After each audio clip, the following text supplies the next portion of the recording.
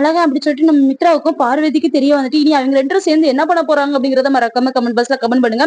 வாங்க வீடியோக்குள்ள போகலாம். நம்ம அன்பு வந்து ஆனந்தியை சமாதானப்படுத்தணும் அப்படிங்கறதுக்காண்டி கோயிலுக்கு வர சொல்லியிருப்பாங்க. அது மட்டும் இல்லாம ஆனந்திட்டு நல்லா ஜாலியா பேசிட்டு இருப்பாங்க. தொட்டு பேசுறது இந்த மாதிரி கொஞ்சம் பேசலாம் நம்ம அன்பு வந்து பண்ணிட்டு இருப்பாரு. இன்னொரு பக்கம் நம்ம பார்வதி வந்து மகேஷ் ஏன் இப்படிலாம் பண்றான், மகேஷ் என் பேச்சே கேட்க மாட்டேங்கான், எப்ப பார்த்தாலும் ஆனந்தி ஆனந்தின்னு இருக்கான், ஒருவேளை ஆனந்தி தான் நம்ம வீட்டுக்கு மருமகளா வருவாளோ, என்ன ஏதுங்கிறத ஜாதகம் பார்த்துருவோம் அப்படின்னு சொல்லிட்டு வராங்க கோயிலுக்கு. அங்க என்னன்னா அங்க வர்ற பார்வதி வந்து நம்ம அன்பும் ஆனந்தியும் பேசிக்கிறத பாத்துக்கிறாங்க. அது மட்டும் இல்லாம அழகன் யாருங்கிறத கண்டுபிடிச்சிட்டு அன்புதான் அழகன் அப்படின்னு எனக்கு தோணுது அப்படிங்கிற மாதிரி சொல்றாங்க.